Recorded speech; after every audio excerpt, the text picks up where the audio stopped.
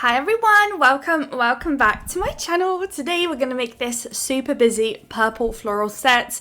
I guess behind today's video it's a bit more of like accent nails.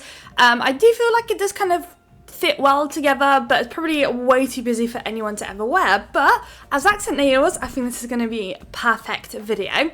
So we've got two different shades of purple today, and that's all when it comes to gel polishes. So I've gone for a pretty light pastel-y purple, almost kind of giving pinky vibes, and then I went in for a darker purple.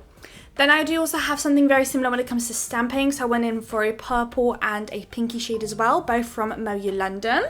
And then we've got a black and a white from Born Pretty. All those are stamping polishes, and they're not the gel ones, so these do just dry. You don't need to pop them into the lamp. And then you want to get yourself some stamping plates. For my choice today, I've got a Tutti Frutti Collection and Beauty Big Bang plate as well. The Moyu London are discontinuing, so if you need anything, run to their website, otherwise you will not be able to pick up any more Moyu London stamping products. Once they're sold, so definitely check them out quickly whilst they've got their sales and everything going on. So, when it comes to background shades at the moment, we've got 4 nails that are going to be the Vanilla Sky, I think it said. I know it was a sky. I'm questioning the vanilla. But it's a very, very gorgeous pastel-y purple. And then the last nail is going to be an ombre. We're going to place the darker purple shade at the top and then the lighter shade at the bottom. Then you want to ombre those two colours together using the Madam Glam ombre brush. You just want to blend it in the centre and then do a couple more swipes a bit lower, a bit higher, just to really create that nice blend. And just keep blending until you are happy. After that, pop it all into the lamp, and then off camera I do always go ahead and do another coat, and then we start cracking on vanilla design. So I start with the ombre nail. I really like how this one came out, and it's so funny because you could say this one's probably the least busiest of them all, but I just love the ombre and the glitter and everything and how it all kind of came together. So I've got this holographic purple hex mix here, and I really wanted to use it, so I'm placing a couple at the bottom and a couple at the top. I used some base coat and I didn't cure it into place, so I am dabbing basically the glitter into the base coat.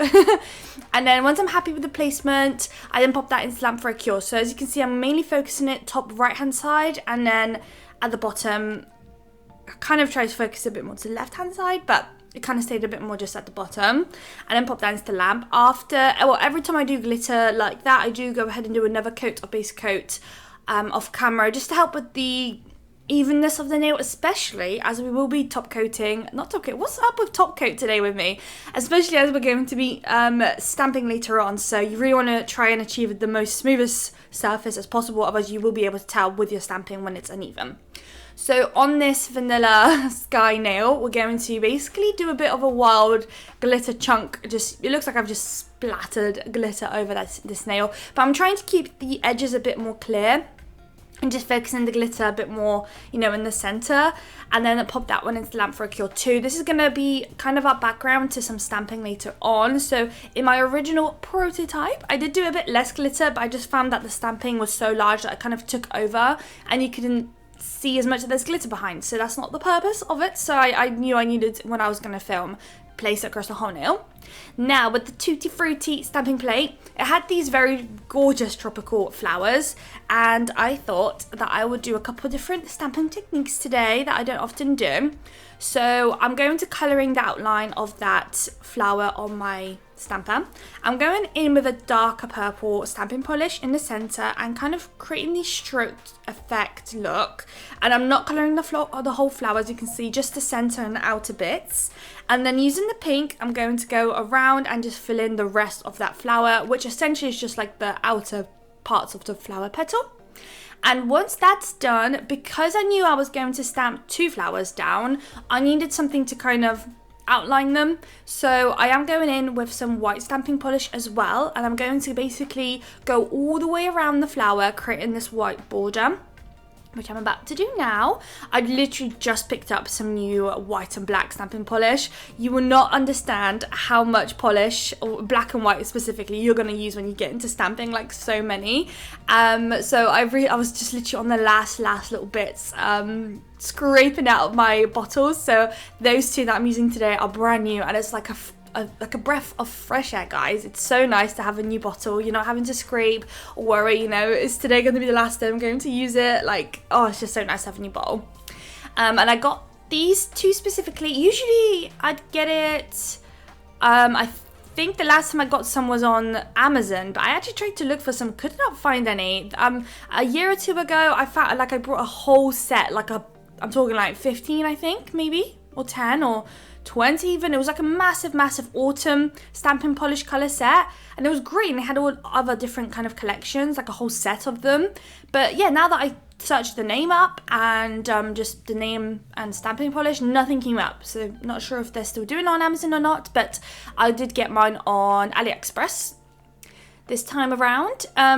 And this is the second flower. They had another, basically the same version of the flower, but in a different kind of angle. So I wanted to stamp that one down as well. Otherwise, I probably would have went for the same flower, just maybe above it. But I do like a bit of variety, so I would have tried to find something a bit similar or something that would look a bit different, but kind of still fit in with the vibe. And then in between, when I'm waiting for the actual image to kind of set a little bit on my stamper, I do like to just clean around quickly. So when I do colour in on the stamper, often it's probably just my trait mainly, but I do always put way too much polish sometimes, and I just have to wait for it to dry a little bit. I am working with gel polishes. They leave a tacky layer behind, which is amazing for stamping because I don't have to worry about the image drying too much on my stamper, pretty much. So because there's that tacky layer, no matter what stage I'm going to stamp, it will transfer over. But when it's too wet, if I were to basically stamp a blob of wet paint, you can just imagine it just being squished and smudged all over the place. So that's basically why I'm waiting for it to be a bit more dry and not kind of squish it all over. After today's video, I do have a B set coming up, and in that one you'll be able to tell there was a couple of moments where the polish itself just it took way too long and I wasn't used to it to dry, so I did sometimes stamp and it just smudged and I had to redo it off camera quickly. But I do include that footage, I'm pretty sure, just to explain and just kind of learn, to show you guys, to learn from my mistakes, not to basically do that.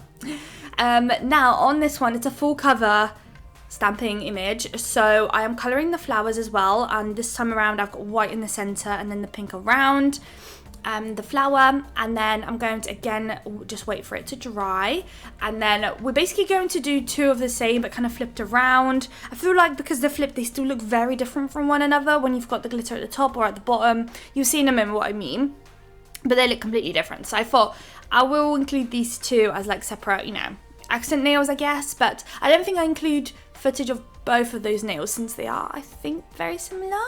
I filmed it a couple of days ago, so my memory's not that best, so I might have forgotten by now. But that is going to be stamped on the light purple nail. There we go, look at that.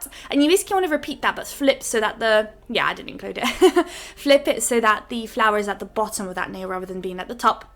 Now we've got some crystals, charms and all sorts going on, and it was so fun because it's been a little while now, but I did pick up a whole baggie of purple charms from Shein, and it was amazing. Like, everything in it is just gorgeous. I mean, even what I've picked up, like the flower, the bow, everything's so beautiful. And it's just been a while since I'm sure I've done a lot of purple sets, it's just nothing seemed to have tickled my fancy from that set. So today I was like really determined to like really pick something out and have a good time and just play around, hence probably why the set is so busy, because I was just going wild with creativity and everything. But yeah, so now on that dark purple nail, if you roll back to the start of the video, this charmy nail originally was on a light purple shade, but because the crystals and the charms are light purple, I just felt like the light purple just below it kind of just, I don't know, it just felt a bit too boring, a bit too like mellow, and it kind of just, I just needed a bit of oomph to it, so I felt like the darker purple is going to do way better. So you can let me know what you think, because I showed this the original prototype at the beginning, and you're going to see the final result at the end, so you can let me know what you think, which way it would have been better. Hopefully you think the same way as me. But yeah, so now on those floral ones, so because the image isn't full coverage, I could have just restamped the other part and just continued the image, but I didn't want to, so I just wanted to kind of corner it off, so I did some little crystal placements there as well, just to kind of like, almost like a smile line look, but with crystals. And then we've got a lot of caviar beads going on today, so I did fast track this footage as much as I possibly could, within reason. So I'm just popping caviar beads in between every crystal, or that I could anyways, any charm inside of the flowers, anything that needed it, had it basically. So that will go in stamp. There is that dark purple nail. Oh my goodness, you're gonna be sat there forever placing caviar beads. You'll see in a moment. I do these quite rarely on my channel. Not that because I don't like them. I love them. I think it's literally, to me anyways, it's like jewelry on nails, crystals, charms, like I love them. I'm mainly I mainly do nail art, and I don't always you know, I'm not massive on wearing nails just because I can't function. So I can't really speak on what it's like to actually wear charms, but I've had a client who literally loves charms, and they stay on and she lives her normal life and nothing ever happens, and she's more than happy. So I just feel like it's just down to people's preference and probably just getting used to it, really. Like with anything, I think. But yeah, this is a nail that I was like, oh, I love the ways they look. They just take too long to do, and I have zero patience for this. So right where I'm placing the rhinestone glue gel is exactly where you want to place your caviar beads, and you just want to keep picking one by one, placing it down, and once you've got them all pretty much in place, you just want to use a dotting tool or just any tool just to help you kind of fix up the, you know, the curve, the everything, just to keep it nice and crisp, and then pop it into the lamp for a cure. But trust me guys, it took me so long that I literally had to just get off camera and stop getting frustrated at myself and just get it done. So the footage cut. Now that everything charm wise is done, I'm going to place some more of that light vanilla sky shade on the parts where there's no stamping on those two nails here, and then sprinkle on some glitter. I picked up a fine purple glitter that would match the best I could with the whole look that I'm going for and the shade that I'm using, and then I'm going to pop that into lamp for a cure. I do always try and do a double cure, just so, because it is like 2 products in one, and I just always get worried about it not curing in place fully, so I always do like to do a double cure. Now that that's done, I did use a brush to kind of get rid of any excess, and it's time to top coat. So I am using a matte top coat today, of course, always on my channel. Very rare, it's glossy. But I'm working on it. Occasionally I'm trying to force myself to do glossy, trust me. So I am just going to go one by one because there's just so much going on each nail, and I don't want to matte top coat any of those crystals and dim them down and everything like that. So I'm just trying to take my time and be a little bit more precise and thoughtful with my top coat and going around everything as much as I can. And then that will go into the lamp for a cure. And that is, guys, pretty much the very last step for once. The top coat is always, or should be always, the last step. And then now I'll show you guys the final results. So let me know in the comments what you think. In a moment you see them more matte, and let me know if you prefer the charmy nail here to be purple, or like the dark purple or the light purple. Let me know in the comments. But I hope you guys liked the video. If you did, please don't forget to like, comment and subscribe, and I would love to see you all in my next video. Bye guys!